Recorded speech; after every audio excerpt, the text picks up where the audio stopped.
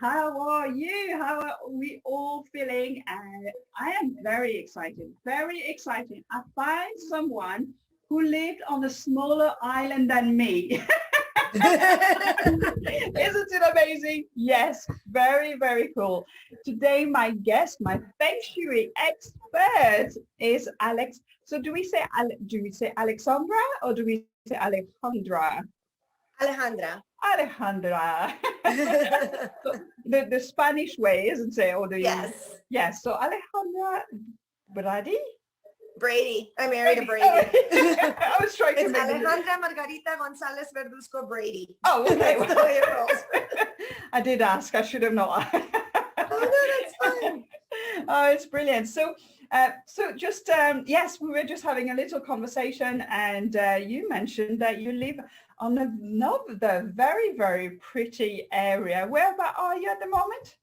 So we are living in our home in Sedona, Arizona. So yes, we're talking about how small our spaces are. It's beautiful. I mean, over 4 million people come to visit, but only 10,000 people live here. So it is an adjustment moving from our other home in Tampa to this, but it's great. Yeah.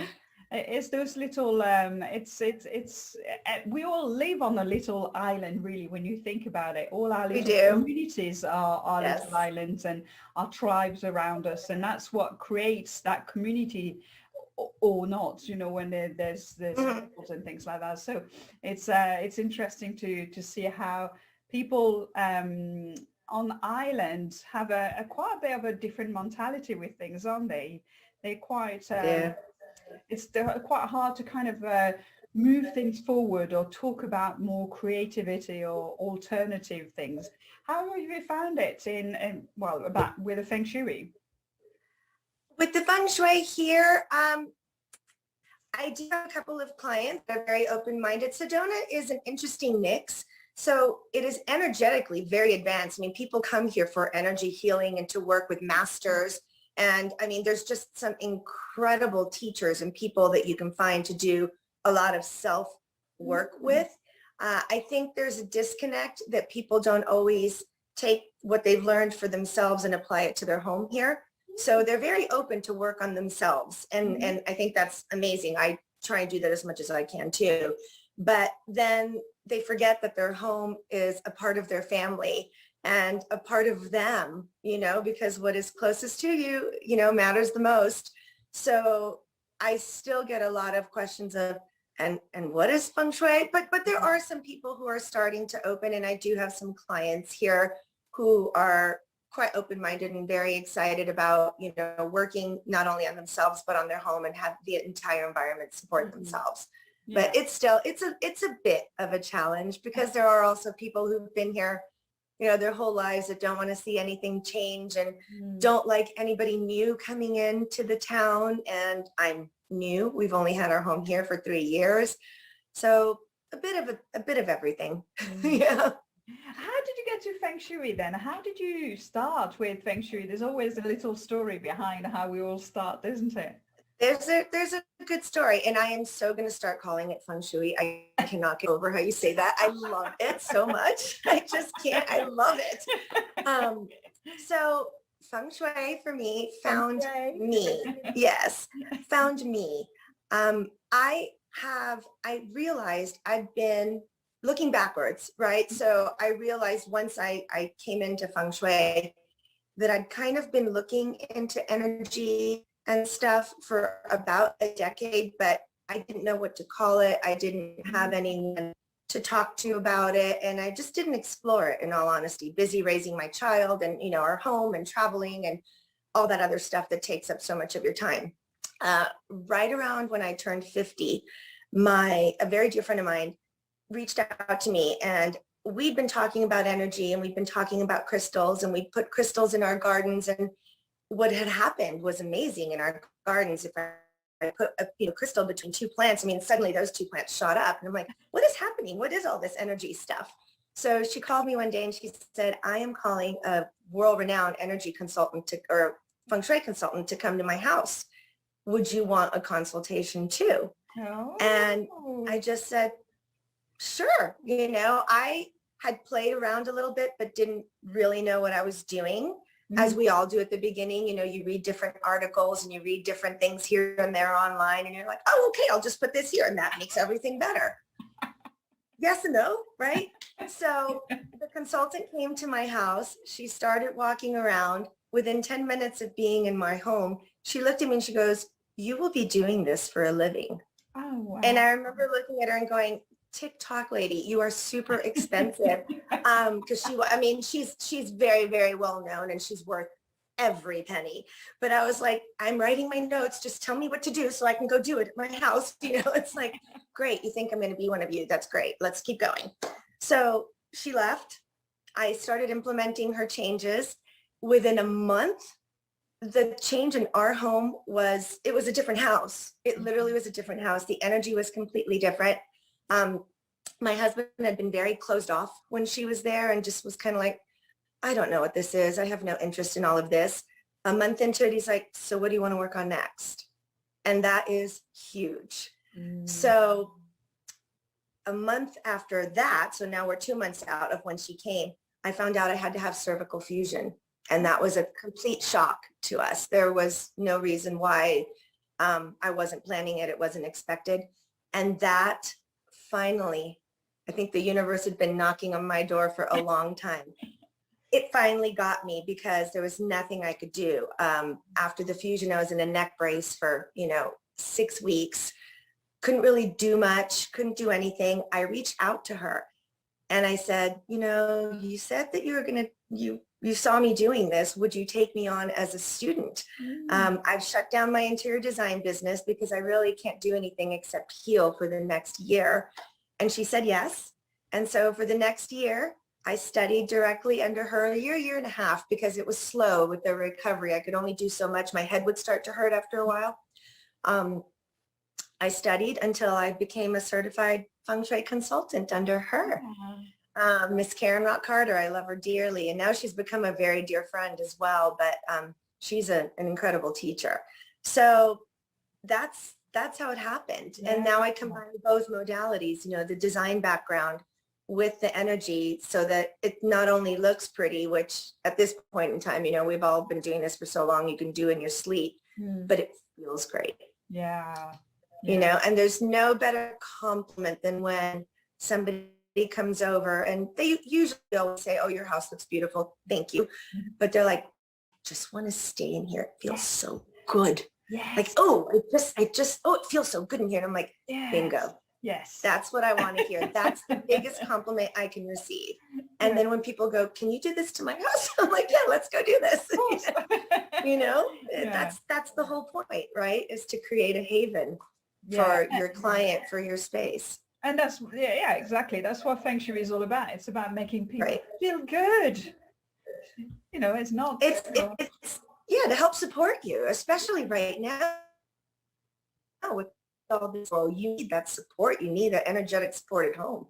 Our home is everything, right? Our home is our school, our office, our home. I mean, our vacation, it's everything right now. Absolutely. And so I've heard that actually you're doing a bit of work in your home at the moment because you were not supposed to be in this home for a long time and you're actually creating your own little home office at the moment. That could be really exciting. How's it coming about? How's it going along? Yeah, we are. Again, so this was our second home. This was our vacation home. So I had all bedrooms so that everybody could come and be together and have fun and relax. Well, now we have a lot of companies still. Our son and his girlfriend, we are so fortunate. One of the huge blessings of COVID is they are also working remote. So they will come to visit us a month at a time. And now her sister's here as well. So that means 5 people right now need office space in this house that doesn't have an office, and that's become a bit of a challenge. So we finally decided, because we don't know when we are rebuying another, when we're buying another home, we're kind of waiting for the markets to calm down and see where we want to go. Because again, my husband can now work anywhere. So we suddenly have the entire world to choose from. So it's too many options. So let's just settle in for a while, but yes, we needed to make the space more functional. So we took our 4th bedroom, and I am in the middle of transforming it into a functioning office space, Right. you know, so, and I'm doing it actually so that multiple people can work there. I'm not putting one desk. I decided to do a large table with 6 chairs around it so that people at different times can come in and out and still have it be a very functional space. But it also allows you some community, because if not, everybody's just shut into their bedrooms all day long. So I wanted a workspace for people to come in. If you need to take a phone call, then, you know, you can go and find your quiet space to do it in. But I wanted to create a beautiful working environment for people here as well that feels professional. If you need to sit down into a Zoom, I'll have a nice background, you know, I'll have everything done, decluttered. You know, I'm using the Bagwo to run through the room itself. Right. So I'll be doing that. So adding plants. just to get back to the, sorry, I'm just cutting you in a Oh, bit. no. I'm just thinking, Please, you know, there are so many, actually, so many offices which have started to realize that perhaps they don't need as many desks. They don't need as many people in the office. We're going to be doing some kind of hybrid kind of things. We're going to have some spaces for community. We're going to have some hot desking. We're going to have some offices where desks where they can sit and work. And so it's a similar thing that what you're creating at the moment, isn't it? That kind of an area where you can have different spaces out of it, isn't it? That's what I'm trying to create here, so that it's not, I'm used to creating in home offices, you know, her office, his office, not an office for multiple people. So I'm having fun playing with that and seeing how I can translate almost a commercial space into a room here so that it can feel like you're in a professional setting. You know, you don't want the knickknacks and the clutter and the collections behind you. I want it to look very professional. So when people need to use it, they feel I'm at work now. And then they can close the door and be like, I'm home now. Yes. You know, I think that's a big one. If you can create a space in your home where you can close the door at the end of your workday so you can transition.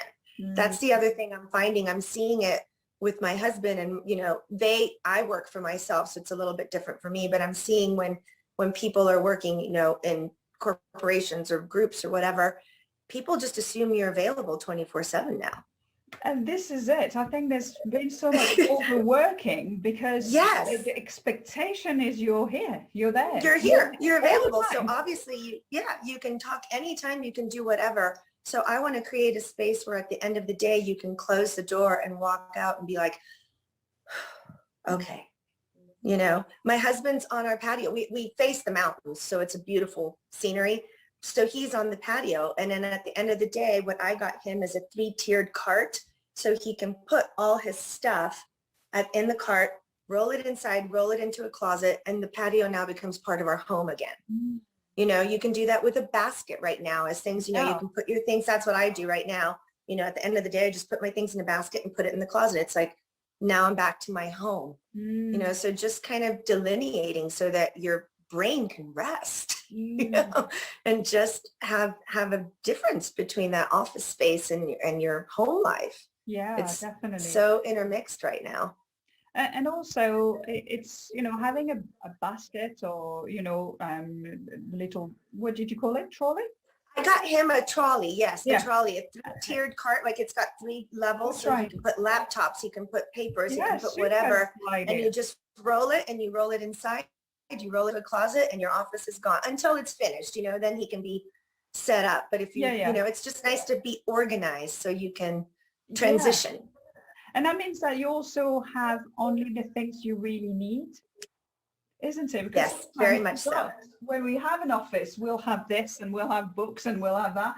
I mean, sometimes I look at my desk and I know there's probably just too much on there that you really don't actually need. You know, I'm not watching them, but actually when you're doing that way and you've only got the basket or the trolley, it actually means that you're using only what you need to be using. You're quite efficient at this point. It is. It's really kind of in increasing productivity because, you know, you don't have to mess around. You don't have to look for things. It's all here then. You It's can all get there. on and do it. Yeah, that's very good. That's very good. So being a designer as well, so when you're thinking about your home office that you're creating, what kind Mhm. of color are you going for? What kind of color in terms of design and Feng Shui principles? Is there a particular color which works best in an office environment or home office? So I'm a firm believer in not having the circus tent. You know, like I don't have a purple room and a green room, and Right. I like my rooms. A lot of people do, believe it or not. They're like, I feng shuied my house, and they'll send me pictures, and I'm like, oh my goodness, no. You know, so it's true though. People do it all the time. So I painted the wall red because it's the fire area. I'm like, oh honey, it's your bedroom. No. You know?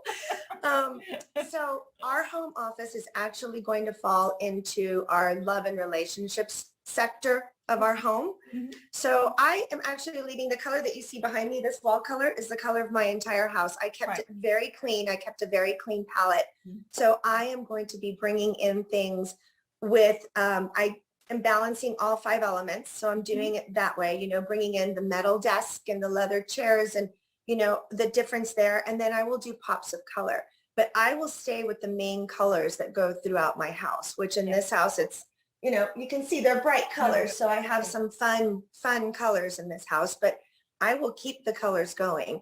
I will bring in, I found a beautiful, it's still crated since the room's not done, vanadinite. I was fortunate enough to go to the Crystal and Gem Show in Tucson this weekend, Ooh. which is world renowned. I mean, it's incredible.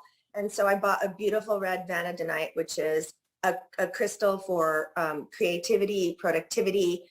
It enhances your work, your thinking. So I will be placing that on a big console to add a touch. I have matching lamps because it is the love and relationship corner. So I do want to acknowledge that. But again, it's a work environment. You know, I'm not going to have pictures of my husband and I plastered all over the office. But I did try and get things in pairs, Right. so that I would honor, my intention is to honor the love and relationship sector while having it be an office space. Does that make sense? Yeah, totally. Yeah. And Okay. it's you know, I think that's the thing as well. It's staying true with what you love and adding things to it, isn't it? Feng Shui isn't about, you know, remodeling everything and changing and buying, getting rid of everything and then buying new things. It's about what you've got and moving Yes. them, changing them, touching them, you know, or rearranging things, but keeping it true with what you love and how you feel comfortable in your home. And honoring the space itself. You know, I mean, my bedroom is in, we're sitting in my bedroom right now. So my bedroom is in the helpful people, you know, area of our home and travel. So the way that I honor that space is there's a lot of matching, again, because it is our bedroom. So we have matching nightstands, matching lamps, but then my books are on travel. I did look at this book, so You did good. Okay, now I good. know why. You know, yes, now you know why. Because, and so you can honor the intention. You know, feng shui is such a big part of feng shui is the intention that you put into it. So I am honoring the fact that this is the travel and helpful people of my house, but it's my bedroom. So that has to supersede travel, just like the office environment has to supersede the fact that that is the love and relationship corner. So I have to find another way to work with that. So that is bringing in the matching lamps and doing things in that nature to honor it, but let the space be what the space is intended to be. Yeah. You know, otherwise it doesn't work. It doesn't flow correctly if you don't work with what the room is in its intended purpose. How do you think, well, how easy is it for actually, let's say, a corporate environment, a corporate office, to actually create a similar feel without, you know, getting into all the employees feeling like, oh, they're just, you know, too cool and, you know, they're not working. And so you need Right. yang energy in a corporate office to say, but how can you actually balance that nice feel about it and a bit of punch and a bit of, you know, energy for everybody to stay awake? So one thing I do, and I'm going to do in my home office too, and if you're able to do it in your office space, is to diffuse essential oils. I love lemongrass. That's a great way of staying awake and alert, and it just helps your mental flexibility. So I love diffusing oils, but from a corporate standpoint, you can always add a water feature outside the entrance of the office, and that just naturally brings a sense of calm to people as they walk in, so they're not walking in, dropped off the kid at school, it helps you transition. I think a beautiful lobby that's designed with balance with all 5 elements, you've got plants to bring in your wood element. You've got, I'm sure there'll be metal because it's an office, so chairs or whatever it is. You can design, what are they? Wood, water, we can have our water outside. Fire's a little harder. You can do that with certain plants. Certain plants impart the fire element, like the mother-in-law tongue, the really spiky ones. That can be like a twofer. You can bring in some fire energy to the space and have live plants that help detoxify and clean the air. So I always like when I can get more than one element out of an item, so that you're not cluttering, because you do not want clutter, of course. Earth element, again, the same plant can cover 3. That same mother-in-law tongue can be, an earth element because you've got dirt. You can have a ceramic bowl it's in. There's earth again. You've got fire when it's coming up, and you've got live wood energy because it's vertical. So, you can design it to really help support the environment of the people around it. And, detoxifying plants is great for the air, for people. Natural light, as much natural light as possible for the people who are working in there. If people do have their own offices, allowing them to put their desk in command position, I think is also important. And that command is when you have a solid wall, right? Okay. Behind you, and you're looking out, in case people don't know what it is. Yes. And you're looking out and you can see what's going around. The opposite would be if you are staring, if you're in a cubicle and you're staring at a wall, you can put a mirror in front of you, so then you can see what's going on behind you, and you don't feel that business is happening behind your back. Type thing. That's it. Exactly. No, exactly. I've even seen, and I've heard it suggested, where if you are in a small cubicle and let's say they don't allow you to put a mirror, you can do something as simple as hanging a red sweater or a cardigan on your chair back, if that is allowed, because there are different rules everywhere. And that is an energetic block, so you feel protected on the other side of it. So I have heard of people doing that too. And I think that's, you can approach it creatively. If you don't have a lot of support, I think you can always take one of these, our lovely little Bagwo Map, and tape it underneath your desk. So your intention is there. If you don't have a lot of room, your intention is there to have energy support you. You can stick it, you can put your laptop on top of it. So the intention is there. If you have the space, you could always add something for each of, you can Bagwo your desk. You can add something in each area. In the family area, you can add a wooden frame with your family. In the wealth corner of your desk, you can add a jade plant. In the fire element, you can add a candle. But I don't want clutter. You don't want to create clutter, but you can add certain touches in your work environment as well to help keep that energy up for yourself. What I never like to see are collections. I walk into so many office buildings and people have little, beanie babies or things lined up on their office sills. And I'm like, this gives off the wrong vibe. It's supposed to be professional, and it gives off too playful a vibe. I know it might make you happy, but it's not. Take it home. Have your collection at home, Stay professional in the office. You'd be surprised what I've seen. I'm like, no, this is just a no. It's probably going to be one of the biggest problem, isn't it, really, when people are going to be starting working hybrid and teams are not going to have their own kind of desk. They're going to be hot desking. They're going to be one to the other. How can you feel, what kind of things could you take with you to actually kind of ground you a little bit whilst you're on that kind of hot desk? That's, maybe. That's where I think this comes in really handy. If you just print one out and you literally can sit your computer on it. So it doesn't have to be a big conversation with anybody else or what are you doing or why are you doing that?